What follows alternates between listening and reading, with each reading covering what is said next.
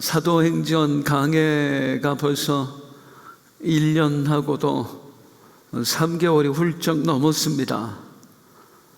언제 끝나요? 그랬는데 곧 끝납니다. 얼마 안 남았어요. 개인적으로 사도행전에서 제일 좋아하는 이야기, 가장 제가 좋아하는 본문이 두 개가 있어요. 그 중에 하나가 사도행전 16장 루스드라 이야기입니다. 바울이 1차 선교 여행 때 루스드라에 가지요. 대적자들로 인해서 돌에 맞아 죽습니다. 하나님께서 죽었던 바울을 살려두세요. 놀라운 건 이 바울이 죽었다 살아나자마자 그 다음 날 바로 더베라는 곳으로 복음 전하겠다고 가는 거예요. 수십 킬로 떨어진 곳에 만신창이가 된 몸을 이끌고 산길을 걸어서 가는 거예요. 더 놀라운 건 더베에 가서 복음을 전했던 바울이 루스드라로 돌아오는 거예요. 나를 죽였던 사람들이 있는 곳으로. 또 그 사람들이 있는 도시에 또 가요. 왜 갔지요? 그곳의 성도들을 위해서 가요. 내가 죽었다는 이야기를 들으면 저들이 낙심해서 믿음을 잃어버릴까 봐. 나 안 죽었어요. 하나님께서 나 살려주셨어요. 우리 하나님 살아계세요. 그거 전해주러 가는 거예요. 신학생 때 이 사도행전 16장을 읽으면서 얼마나 도전을 받았는지 몰라요. 막 마음이 그냥 울컥울컥 하더라고요. 그래서 재작년에 저희가 성지순례에 갔을 때 이 바울의 순례 여정길을 우리가 갔다 온 거거든요. 가기 전에 미리 일정표가 나와요. 일정표를 보고 제일 먼저 제가 확인한 게 루스드라가 있나 없나. 근데 안 가더라고요. 얼마나 실망이 되셨는지 몰라요. 기적이 일어났잖아요. 성지순례 중에 가이드 목사님이 오셔서 말씀하는 거예요.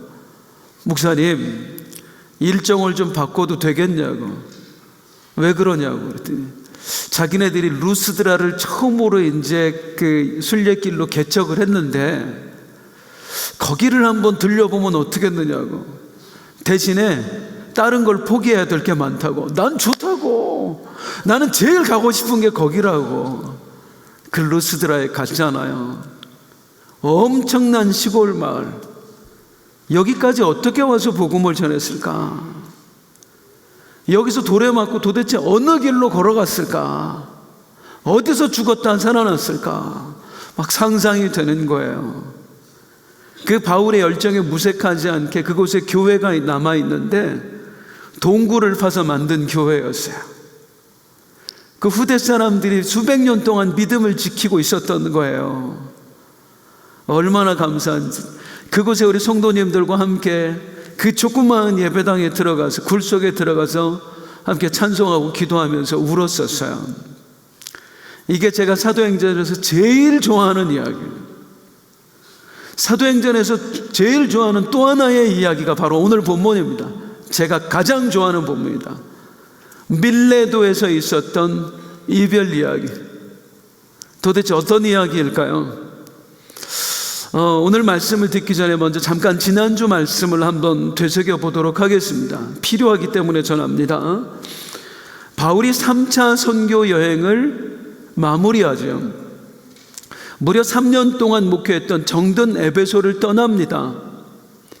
에베소를 떠난 바울의 목적지는 크게 세 군데였어요. 처음에 마게도냐와 고린도에 들리자.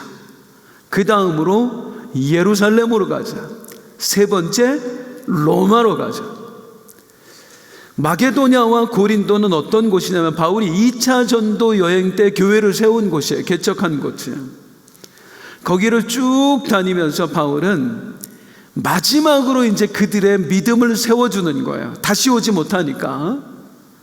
그리고 바울이 이곳을 갔던 또 하나의 중요한 목적이 있어요. 이렇게 표현하면 좀 그렇습니다만은 돈 거들어 갔습니다. 예루살렘에 기근이 들어서 엄청나게 어려웠거든요. 굶어 죽는 사람들이 속출했어요. 그 예루살렘 교회 성도들을 돕기 위해서 자기가 개척했던 교회에 미리 편지를 보낸 거예요. 성금을 좀 모아달라고. 우리 저들 살려야 되지 않겠느냐고. 그래서 그 성금을 거두러 갔던 거예요. 자연스럽게 이제 다음 목적지가 예루살렘이 되는 거죠. 그 성금 전해주러 예루살렘으로 가야죠. 아까 또 말했다시피 예루살렘이 최종 목적지가 아니에요. 예루살렘 거쳐서 어디로 가자? 로마로 가자. 바울은 왜 그토록 로마로 가기를 원했을까요? 우리 예수님의 명령 때문이었습니다. 우리 예수님께서 승천하시기 직전에 제자들에게 주신 명령이 있어요. 사도행전 1장 8절 말씀 시작. 오직 성령이 너희에게 임하시며 너희가 권능을 받고 예루살렘과 온 유대와 사마리아와 땅끝까지 이르러 내 증인이 되리라 하시니라. 따라하겠습니다. 땅끝까지 이르러. 바울은 땅끝으로 가기를 원했어요. 예수님의 명령을 지키기 위해서. 그 당시 사람들이 땅끝이라고 생각했던 나라는 어디였냐면 서바나였습니다. 오늘날 스페인이에요. 이 스페인을 가려면 반드시 로마를 거쳐서 가야 됐어요. 그게 바울이 로마로 가고자 했던 이유였어요. 즉 어디로 가기 위해서? 서바나, 땅끝으로 가기 위해서. 저는 바울이 가고자 했던 최종 목적지인 땅끝을 이렇게 부릅니다. 따라하겠습니다. 예수님의 꿈, 예수님의 소원.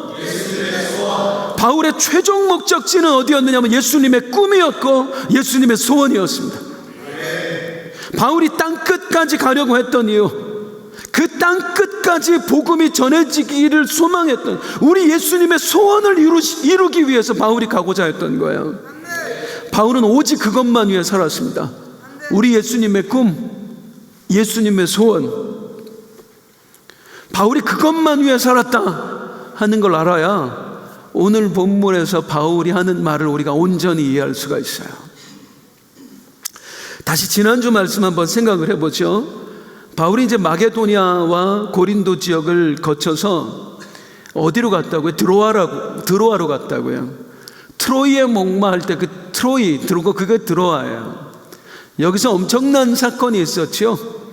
유두고라고 하는 저희 종신데 이 유두고가 떨어져 죽잖아요. 그랬다가 바울이 기도해서 되살아납니다. 이 유두고의 부활 사건이 주는 의미가 뭐였다고요? 우리 주님이 소아시아 교회 성도 전체에게 주시는 위로와 소망이었어요. 왜요? 장차 바울이 떠나고 나면 이제 몇 년 후에 엄청난 핍박이 이 지역에 들이닥칠 거거든요. 바울이 순교하는 건 말할 것도 없고요. 남아있는 성도들에게 네로 황제로 인해서 어마어마한 핍박이 가해집니다. 사자밥이 되고 십자가에 못 박혀 죽고 산채로 꼬챙이에 찔려서 횃불이 되어 타 죽고 이런 일들이 이제 곧 발생할 거예요. 얼마나 많은 사람들이 그 두려움에 떨면서 거기서 믿음을 버리게 될까요? 얼마나 거기서 믿음을 지켜낼 수 있을까요? 그런데 하나님께서 미리 저들에게 선물을 주시는 거예요. 무려 죽었다가 사람이 죽었다가 살아나는 그 기적을 하나님께서 두 눈으로 보여주시는 거예요. 나를 믿는 자는 죽어도 살겠고 무릇 살아서 나를 믿는 자는 영원히 죽지 아니하리라. 이 말씀이 실제라는 것을 이 초대교회 성도들에게 하나님께서 보여주시는 거예요.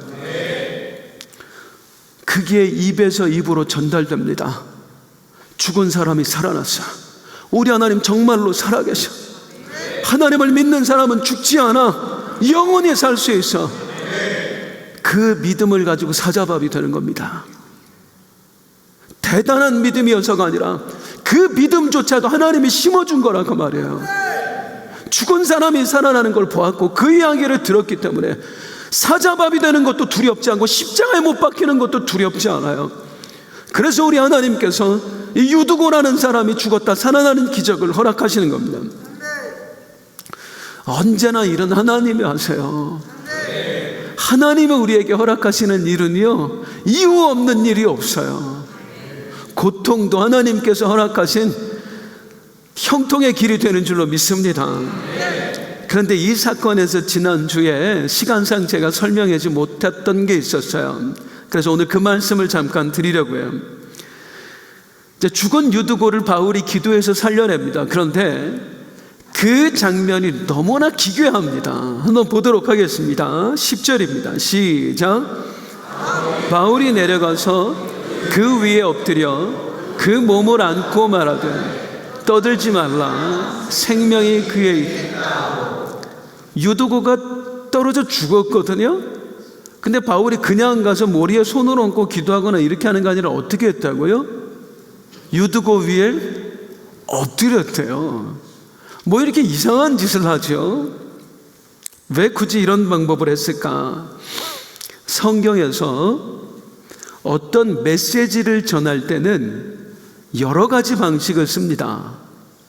우리에게 메시지를 전할 때 가장 흔한 방식이 뭐냐면 말로 메시지를 전하는 거예요. 말씀으로. 예수님이 말씀하시게, 바울이 이르되, 베드로가 이르되, 이런 식으로 말을 통해서 메시지를 전하는 게 성경에서 가장 흔한 방식이에요. 그런데 이런 방식만 있는 게 아닙니다. 때로는 이런 식으로 메시지를 전하기도 합니다. 따라하겠습니다. 행동으로 메시지를 전하는 거예요. 우리 하나님께서 호세아 선지자에게 말씀하십니다. 호세아야, 너는 음란한 여자를 아내로 맞아서 음란한 자식을 낳아라. 그 호세아의 행동을 통해서 하나님께서 이스라엘에게 전하고자 하는 메시지가 있는 거예요. 어떤 말씀으로 하는 게 아니라 호세아의 삶으로, 호세아의 행동으로 전하시는 거죠. 이런 식으로 전하는 걸 뭐라고 표현하냐면, 따라하겠습니다. 행동 언어, 또 한 번 말씀 언어, 그림 언어, 이렇게 말해요. 행동 언어, 그림 언어, 이런 식으로 표현을 해요. 그러니까 행동으로 메시지를 전달하는 거예요. 여기도 그렇습니다. 유두고의 부활 사건에서 일어난 게 행동 언어고 그림 언어예요. 자, 먼저 어떻게 돼요? 유두고가 떨어져 죽었죠. 여기 떨어졌다에 쓰인 원어가 뭐냐면, 따라하겠습니다. 피프토예요. 유두고가 피프토했어요. 그랬더니 피프토한 유두고를 바울이 찾아가서 어떻게 했어요?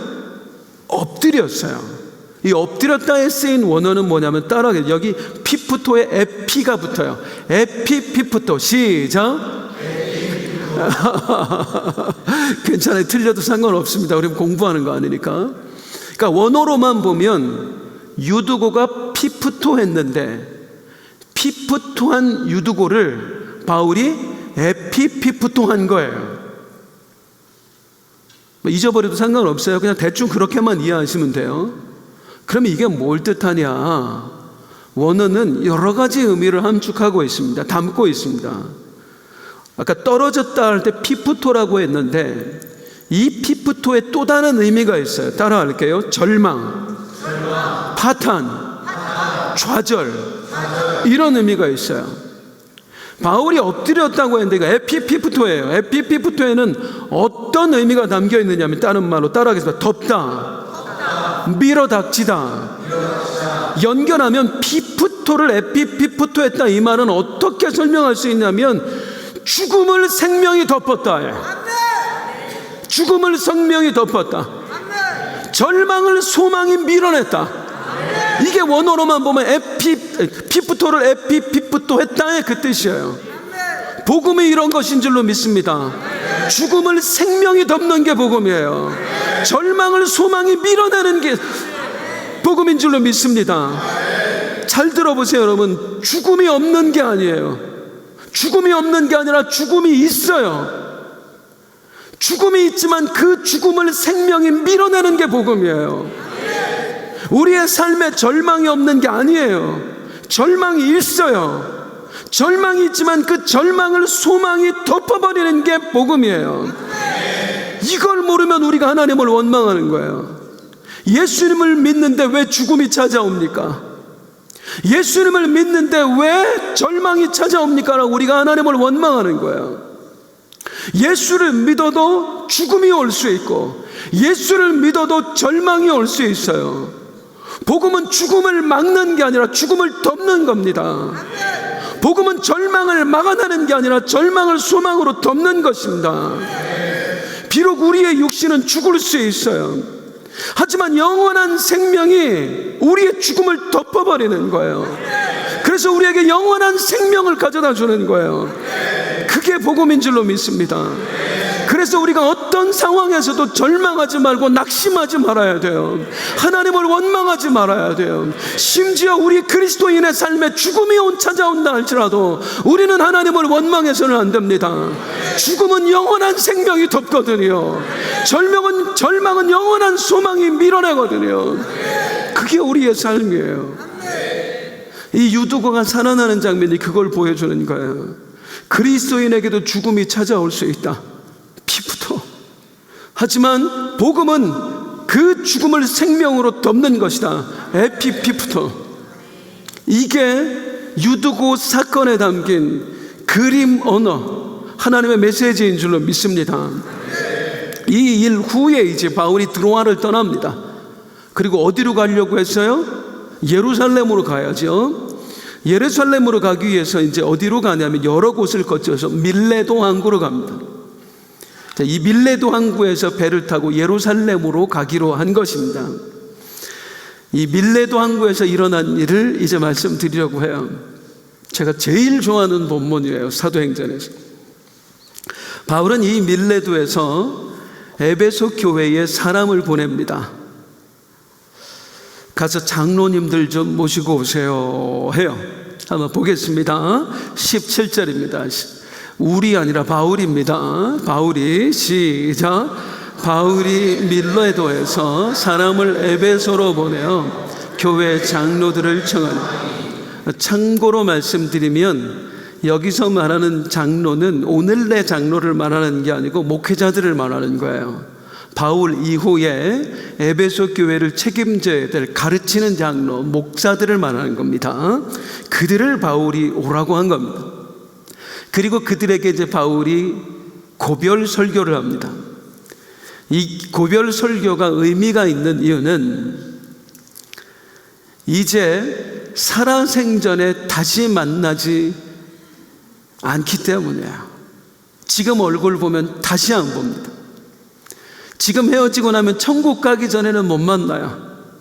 그걸 지금 바울도 알고 여기 함께 모인 에베소 장로들과 알고 있는 거예요. 그 상태에서 지금 설교를 하는 거예요, 바울이. 자, 어쨌든 지금의 만남이 마지막 만남이라는 걸 바울은 어떻게 알았을까요? 성령께서 알려두셨습니다. 사도행전 20장 22절 23절이에요. 시작. 보라, 이제 나는 성령에 매여 예루살렘으로 가는데 거기서 무슨 일을 당하는지 알지 못하노라. 오직 성령이 각 성에서 내게 증언하여 결박과 환난이 나를 기다린다 하시나. 성령이 뭘 알려주셔요? 예루살렘으로 가면 결박과 환난이 너를 기다리고 있어. 너는 감옥에 갇히게 될 거야. 그리고 결국엔 죽게 될 거야. 이걸 바울에게만 말씀하신 게 아니라 23절 보세요. 오직 성령이 각 성에서 내게 증언하여. 각 성은 뭐예요? 바울이 지금 다녀왔던 곳들을 말하는 거예요. 고린도, 베레아, 데살로니가, 빌립보, 드로아, 이런 곳을 다닐 때마다 기도의 사람들이 뭐라고 얘기하냐면 성령께서 말씀하셨어요. 바울 사도님, 지금 예루살렘에 가시면 감옥에 갇힌답니다. 그리고 결국에는 죽게 되신답니다. 가시면 안 돼요. 절대로 가면 안 돼요. 이걸 성령께서 각 사람들의 입을 통해서 계속 말씀하시는 거예요. 다시 말씀드리면 바울도 알았습니다.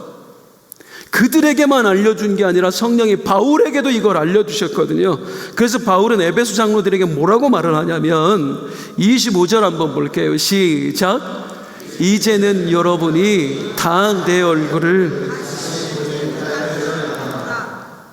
여러분, 오늘이 우리가 서로 얼굴을 보는 마지막 날이네요. 우리가 다시는 못 볼 것 같습니다. 자, 이제 바울은 예루살렘에 가면 감옥에 갇힐 거고요. 그리고 후에는 죽게 될 겁니다. 그걸 성령께서 바울에게 알려주셨고요. 바울뿐만이 아니라 모든 사람들도 함께 알았어요. 그래서 전부 다 바울을 만류했어요. 그래서 이 상황에서 바울은 뭐라고 하느냐? 24절이에요. 시작. 내가 달려갈 길과 주 예수께 받은 사명, 곧 하나님의 은혜의 복음을 증언하는 일을 마치려 하면 나의 생명조차 조금도 귀한 것으로 여기지 아니하노라. 설교 준비하다가 또 울었어요. 이 구절을 적어놓고 한 20분은 울었던 것 같아요. 제가 제일 좋아하는 본문 중에 하나여서요. 죽어도 가겠다는 거예요, 바울은요. 왜냐하면 이게 내 사명이니까. 바울이 늘 원했던 건 뭐냐면, 나는 무엇을 위해 산다? 우리 예수님의 꿈을 위해 산다. 우리 예수님의 소원을 위해 산다. 우리 예수님의 소원이 땅 끝까지 복음이 전해지는 것인데, 그 복음을, 그 예수님의 소원을 이루어드리기 위해서는 나는 내 목숨도 아깝지 않다. 내가 결박당해서 이걸로 로마까지만 갈 수만 있다면, 그래서 땅 끝까지라도 갈 수만 있다면 나는 중요한 길을 선택을 하겠다. 이 바울의 고백 앞에서 또 한 번 부끄러워진 거예요. 나는 이 정도로 예수님을 사랑해 본 적이 있는가? 복음의 말씀을 묵상하면서요, 나를 위해 당신의 생명을 주신 우리 예수님의 사랑 때문에 감격해 본 적은 있어요. 정말 감격스럽지 않아요, 여러분? 그런데 정작 그 주님한테 내 생명을 드릴 자신은 없는 거예요. 나는 우리 주님을 위해서라면 내 생명도 아깝지 않습니다라는 이 고백 앞에 나는 왜 이런 고백을 드릴 수가 없지? 고백은커녕 이런 마음조차 가질 수가 없는 거예요. 그런데 바울은 고백하며 내가 달려갈 길과 주 예수께 받은 사명, 곧 하나님의 은혜의 복음을 증언하는 일을 마치려 하면은 나의 생명조차 조금 더 귀한 것으로 여기지 않습니다. 바울은 정말로 주님을 사랑하는 사람이었던 겁니다. 정말로 사랑했던 겁니다. 여러분, 주님을 사랑하시나요? 얼마만큼 사랑하세요, 우리 주님? 여러분의 사업장보다 주님을 더 사랑하십니까? 여러분의 자식들보다 주님을 더 사랑하십니까? 주님을 위해 다 내어놓으실 수 있으세요? 주님이 내 걸 다 가져가셔도 그 주님 앞에 원망하지 않을 자신 있으세요? 정말로 주님 사랑하시냐고요? 어쩌면 우리 주님께서는요, 나 주님 사랑해요 라고 말하는 우리를 오늘 이 순간도 달아보시는 것 같아요. 내 사업장을 막 흔들어대면서 정말로 나 사랑해?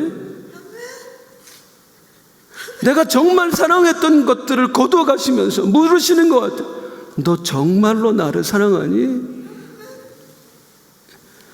그 물으심에 아멘 할 수 있겠느냐고요. 내가 사랑하는 것, 내가 귀하게 여기는 것, 주님이 조금만 건드리셔도 우린 원망스럽잖아요. 주님이 살아있니 없니? 하나님이 나한테 어떻게 이럴 수 있느냐고. 그런데 바울은 말해요. 나는 우리 주님이 맡기신 그 사명, 그걸 위해서라면 내 생명조차 아깝지 않습니다. 내 생명조차 아깝지 않습니다. 그 밀레도 항구에서 우리 성도님들과 함께, 지금은 터만 남아있는데 거기서 함께 이 구절을 읽으며 얼마나 울었었는지 몰라요. 도대체 어떻게 이럴 수 있었을까요? 어떻게 내 생명보다도 우리 주님을 더 사랑할 수 있었을까요? 바울은요, 사람의 행동을 결정하는 중요한 요인이 있어요. 내 행동을 결정하는, 바로 자의식입니다. 나를 누구로 생각하느냐, 나를 누구로 생각하느냐가 내 행동을 결정을 해요. 이제 저희 집 앞에, 저희 이제 아파트 앞에 이제 도로가 있고 그 앞에 상가들이 있는데, 이제 급하게 제가 도로를 건너가야 될 일이 있었어요. 한시가 급한데, 이거 신호가 딱 걸려가지고 계속 서 있어야 되는 상황이었습니다. 마음은 급해 죽겠고 양쪽을 보니까 차가 한 대도 없어요. 그래서 제가 이제 거기를 에라 모르겠다, 지금 급한데 부단횡단하려고 딱 자세를 잡고 건너려고 하니까 제 아내가 옆에서 딱 잡아요. 그러면서 한마디, 여보, 당신 빛나교회 목사예요. 이 말 한마디에 제가 못 건넜어요. 여러분, 빛나교회 목사가 무단횡단하면 안 돼요, 안 돼요? 안 돼요. 그 순간에 제가 나를 잃어버린 거예요. 내가 빛나교회 목사다라고 하는 자의식을 가지고 있으면 무단횡단 절대로 안 되는 겁니다. 나를 누구로 생각하느냐 하는 게 나의 행동을 결정하는 거예요. 나를 귀한 사람으로 생각하면 절대로 말, 행동 함부로 하지 않습니다. 나를 하찮게 여기니까 말을 함부로 하는 거예요. 행동을 함부로 하는 거예요. 요즘 주일마다 제가 계속해서 그 말씀 드리고 있어요. 우리는 하나님의 기업이라고, 하나님의 보험을 이루라고. 그 말씀이 믿어지십니까? 실감이 나시나요?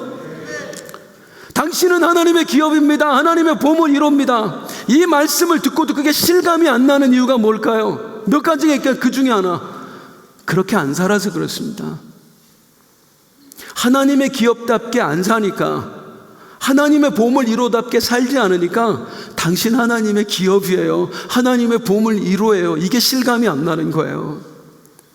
정말로 하나님의 기업임을 믿고 싶다면, 정말 하나님의 보험을 이루라고 하는 사실에 감격하고 싶다면 삶을 바꿔야 됩니다. 부족하더라도 하나님 기업답게 살아보는 거예요. 하나님의 보험을 이루답게 살아보는 거예요. 그때 진짜로 믿어진다고요. 내가 하나님의 기업이구나, 내가 하나님의 보험을 이루구나. 따라서 하겠습니다. 나를 누구로 생각하느냐가 나의 행동을 결정한다. 그렇게 믿으세요? 나를 누구로 생각하느냐가 나의 행동을 결정해요. 그럼 이제 중요한 거, 바울은 자기 자신을 누구로 생각했을까요? 자기 자신을 누구로 생각했기에 예수님을 위해서라면 자기 생명도 아깝지 않다고 말을 했을까요? 바울의 자의식을 한번 들여다보겠습니다. 바울이 생각했던 나는 누구인가? 세 가지 말씀드리는데, 먼저 18절 19절 에베소 장로들에게 하는 말입니다. 함께 읽겠습니다. 시작. 오매 그들에게 말하되 아시아에 들어온 첫날부터 지금까지 내가 항상 여러분 가운데서 어떻게 행하였는지를 여러분도 아는 바니 곧 모든 겸손과 눈물이며 유대인의 관계로 말미암아 당한 시험을 참고 주를 섬긴 것과 라고. 이게 오매는 전라도 사투리 오매가 아니에요. 에베소 장로들이 오매예요. 에베소 장로들이 왔더니 에베소 장로들에게 뭘 말하냐면 자기가 3년 동안 에베소에서 사역했던 이야기를 합니다. 제가 이렇게 했고 이렇게 했고 이렇게 했고 그걸 여러분들이 다 알지 않습니까? 하면서 자기의 사역을 한마디로 정리해서 딱 말하는데, 그게 뭐냐면, 따라하겠습니다. 주를 섬긴 것과. 바울은요, 자기가 에베소에서 목회했던 모든 사역을 뭐라고 설명하고 있냐면, 내가 에베소에서 주님을 섬겼습니다. 주님을 섬겼습니다. 이 말에서 알 수 있는 바울의 자의식은 뭐냐? 바울은 나를 누구로 생각했느냐? 따라하겠습니다. 나는 주의 종이다. 이게 바울의 자의식이었어요. 나는 주의 종이다. 이 바울이 하는 말을요, 오늘 우리가 쓰는 그런 말로 듣지 않으셨으면 좋겠어요. 아유, 뭐 주의 종으로 함부로 하면 안 돼, 이런 뉘앙스 아니에요. 바울이 말하는 나는 주의 종이다 할 때 이 종은요, 노예를 말합니다. 바울은 어떤 자의식을 가지고 살았느냐면, 나는 우리 주님의 노예다. 우리 주님의 노예다. 나를 노예로 생각하니까요, 어떻게 사역을 하느냐면, 노예의 시간은 누구의 것입니까? 주인의 것이에요. 주인의 것이에요. 주인의 것이에요. 내 시간이 아니라 주인의 시간이에요. 그렇기 때문에 바울은 시에스타, 모든 그 터키 사람들, 중동 사람들 하루에 4시간, 5시간 반드시 쉬는 시간, 그 시간을 내 시간이라고 생각하지 않고 주님의 시간이라고 생각하니까 쉼을 포기해버리는 겁니다. 3년 동안을 날마다 사람들에게 성경을 가르치는 거예요. 그 시간은 주님이 시간이니까 주님이 원하는 대로 써야 되는 거죠. 한 사람 한 사람 영혼을 섬길 때도 마찬가지예요. 내 성도가 아니라 내 주인이신 우리 주님께서 나에게 맡기신 성도인 거예요. 그래서 그들을 마치 주님을 섬기듯이 섬겨요. 어느 정도로 섬겨요? 2 사람이 원형 경기장에 잡혀갔다고 하니까 수만 명이 몰려있는 그곳에 그 성도들 구하겠다고 뛰쳐나가는 거예요. 왜? 나는 주님의 노예니까. 주님이 맡기신 것이라면 생명보다 귀하게 여기는 거예요. 이게 바울의 자의식이었어요. 따라하겠습니다. 나는 주님의 종이다. 한 번 더. 나는 주님의 노예다. 나는 주님의 종이야. 나는 주님의 노예야. 그러니 내 주인 되신 그분의 소원, 그분의 뜻, 그게 생명보다 귀하죠. 바울이 가졌던 2번째 자의식이 뭐냐면요, 22절을 한번 보겠습니다. 22절 시작. 보라, 이제 나는 성령에 매여 예루살렘으로 가는데 거기서 무슨 일을 당할는지 알지 못하노라. 따라하겠습니다. 성령에 매여. 바울은 스스로를 어떤 사람이라고 규정하고 살았느냐면, 따라하게, 나는 성령에 매인 사람이다. 나는 성령에 매인 사람이다. 여기 매였다라고 하는 말은요, 가축 부릴 때 쓰는 말이에요. 우리식으로 쉽게 표현하면 콧뚜레입니다. 소 이렇게 코 뚫어서 거기서 매어 놓는 거예요. 나는 성령께 코가 꿰인 사람이야. 나는 성령께 코가 꿰인 사람이야. 나는 성령께 매인 사람이야. 이게 바울의 자의식이었어요. 우리 주변에 이제 가끔 그렇게 말하는 분들이 있어요. 당신 하나님한테 코가 꿰어. 그래서 절대로 하나님 이제 못 떠나. 뭐 그렇게 말하는 거 들어보셨지요? 그 말 맞는데요, 하나님한테 코가 꿰다는 걸 그렇게만 쓰면 반만 맞는 거예요. 하나님한테 코가 꿰어, 이 말은 다시는 하나님을 못 떠나라는 말만 있는 게 아니라 거기에는 더 중요한 게 담겨 있어요. 너는 하나님한테 코가 꿰으니까 하나님이 이끄시는 대로 살아야 돼. 소가 콧줄에 딱 꿰잖아요. 그러면 자기가 가는 대로 못 갑니다. 이 고삐를 잡은 주인이 이끄는 대로 가야 돼요. 옆에 목초가 넘쳐나, 내가 먹고 싶은 것들이 넘쳐나, 그래서 왼쪽으로 가고 싶어. 그런데 주인이 탁 오른쪽으로 콧뚜레를 틀면은요, 그쪽으로 가야 돼요. 그게 코가 꿰인 사람, 코가 꿰인 생명체의 사명입니다. 주인이 이끄는 대로 안 가면 쌍코피 나요.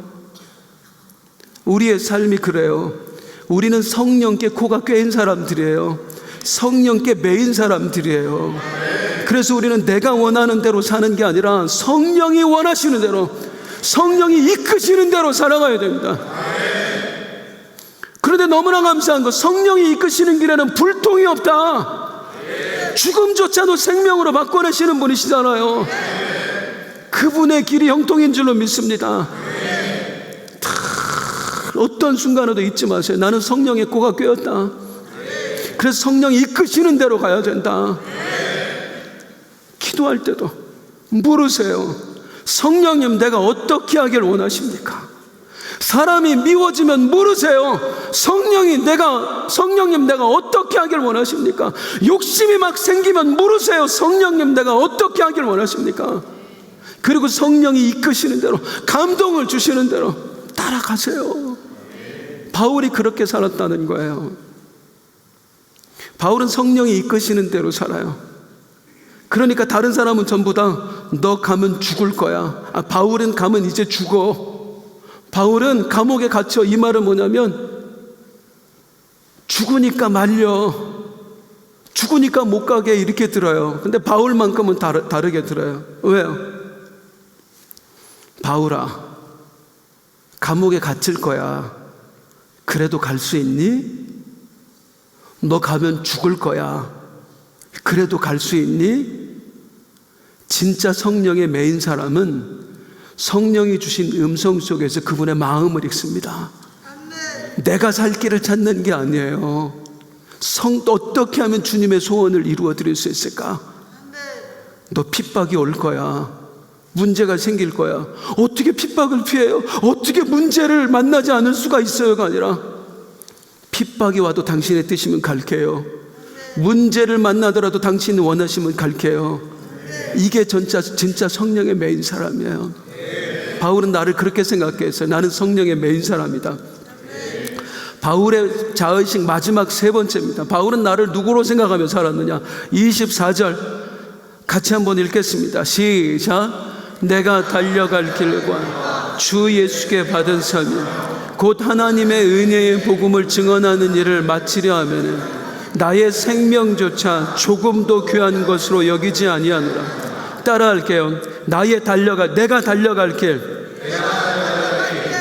마치려 하면은 내가 달려갈 길, 그 길을 마치려 하면은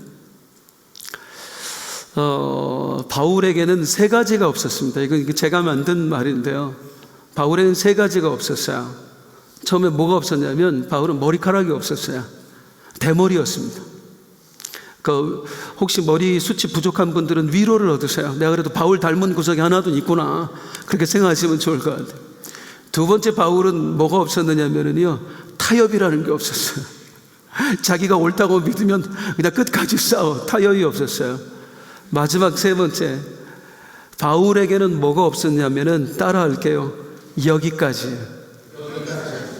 바울한테는 여기까지가 없었어요. 이만하면 됐지, 그 정도 충성하면 됐지, 여기까지 했으면 됐지, 이게 바울에게는 없었어요. 솔직히 지금까지도 정말 열심히 살았어요.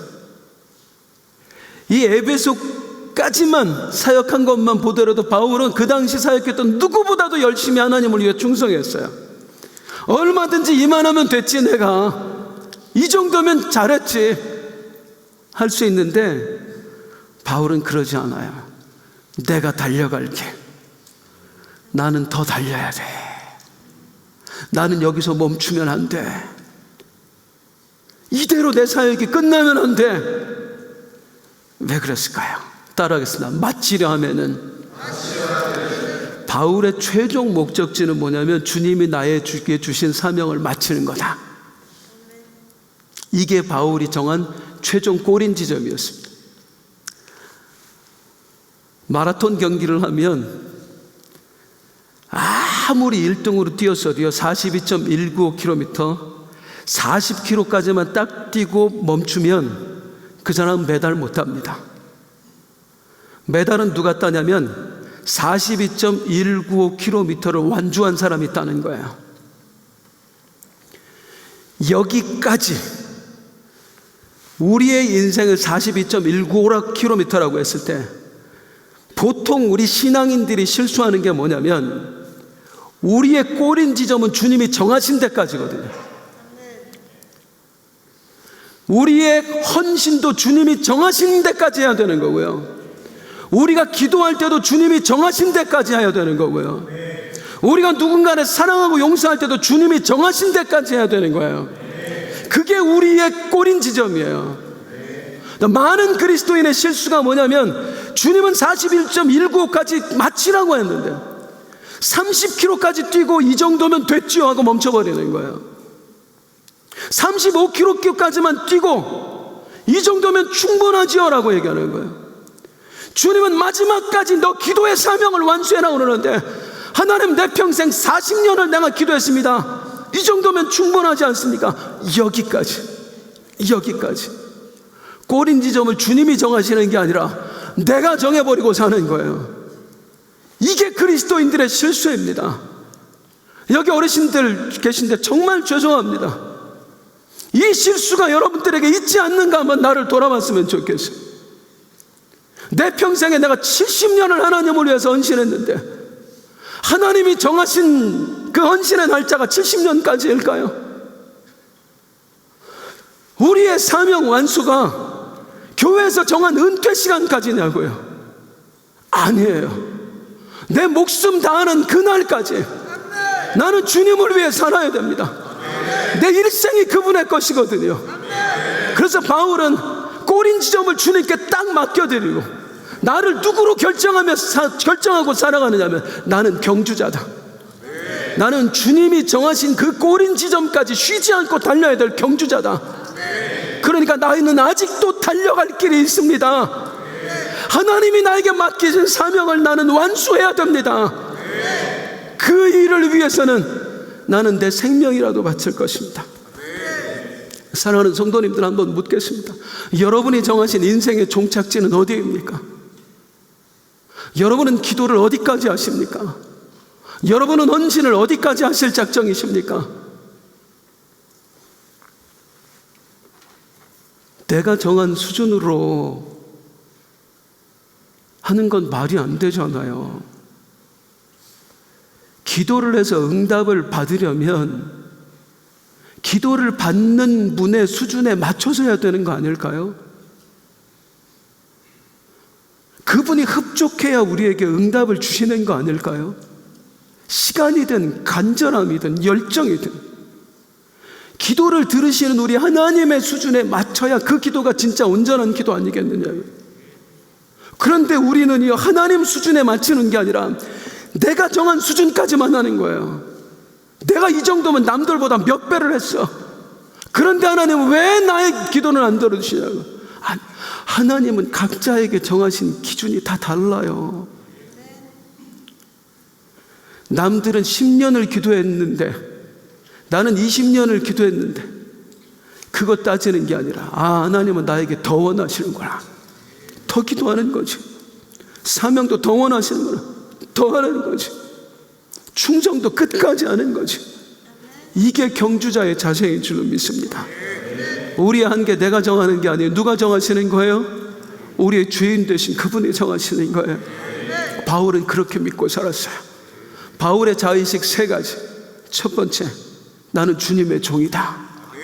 그분의 노예다. 두 번째, 나는 성령의 매인 사람이다. 내가 원하는 대로 사는 게 아니라 성령이 이끄시는 대로 살아야 된다. 바울의 자의식 3번째, 나는 경주자다. 우리 주님 정하신 꼬린 지점까지 나는 쉬지 않고 달려야 된다. 그 3가지 자의식 속에 바울이 했던 고백, 사도행전 20장 24절 우리 마지막으로 함께 읽고 오늘 말씀 마치도록 하겠습니다. 이 말씀 우리 다 같이 자리에서 일어나서 함께 읽겠습니다.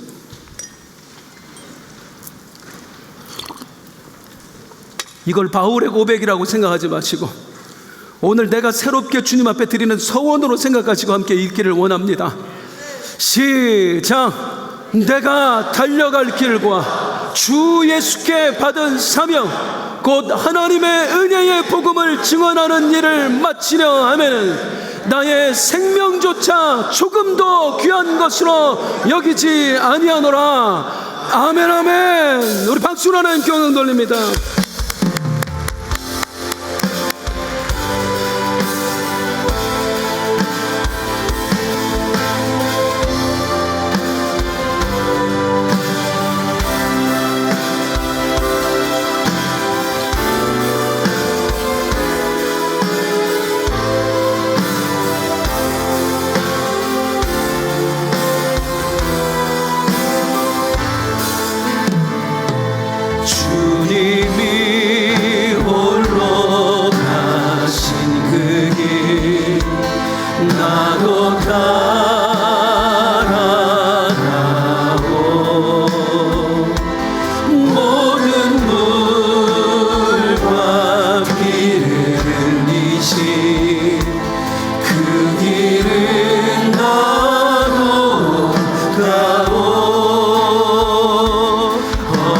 산도 나는 괜찮소 바다 끝이라도 나는 괜찮소 주